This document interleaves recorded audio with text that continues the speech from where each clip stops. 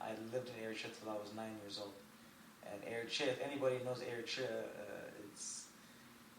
it's the third world, but it's the third world with plus. And it's like there's no internet. There's no so like going to Nairobi, Kenya, from Asmara was. I love Asmara, by the way. Don't get it wrong. I love that place, but going from Asmara to Nairobi, Kenya, it's like at the age New York of 9, City kind of thing, right? Yeah. My nigga, I said, what's going on here? It was crazy. It was crazy. The culture shock was huge, you know? And for me, the thing is, I fought against it in the beginning. I'm not gonna lie. Even when I first came to Canada, I fought against it. You know, you fight against trying to adapt to the culture. You're like, nah, let me go back. I had enough of this shit. But then now when I look back on my life, definitely those experiences in my life have made me who I am now. And even my perspective, the way I think, the way I treat people, the way I pursue things, it completely changed me as a human being, you know? Mm-hmm. And for the better.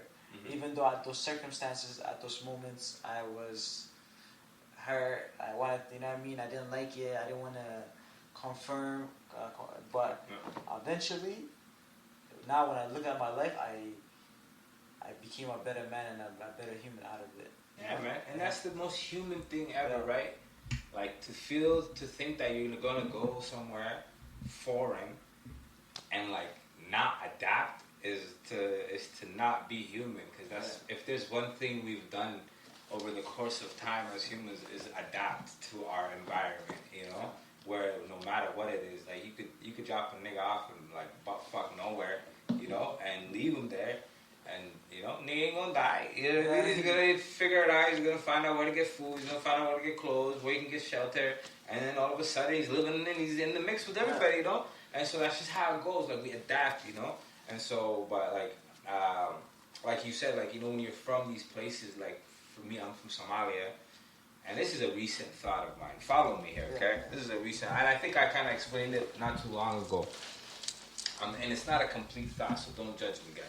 Right? I'm gonna see. So for me, I thought about it. You know, I'm like, yo, like I'm Somali. You know, I'm not a first generation immigrant. I'm the refugee of war. My daughter, I have a daughter, and my daughter is a first generation immigrant.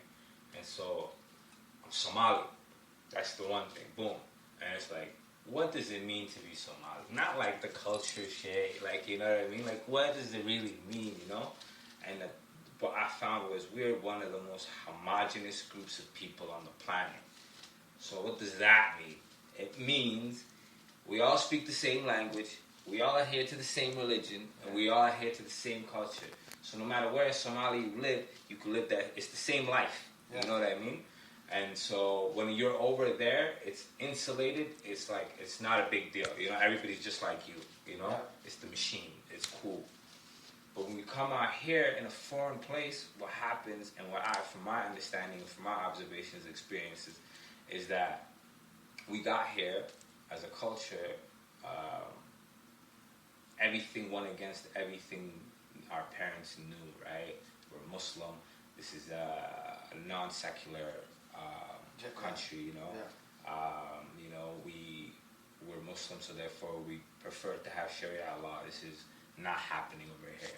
And we speak Somali, and they speak English, and they speak French, you know. And so, you know, some Somalis do speak French, like Djiboutis, but it's like what happened.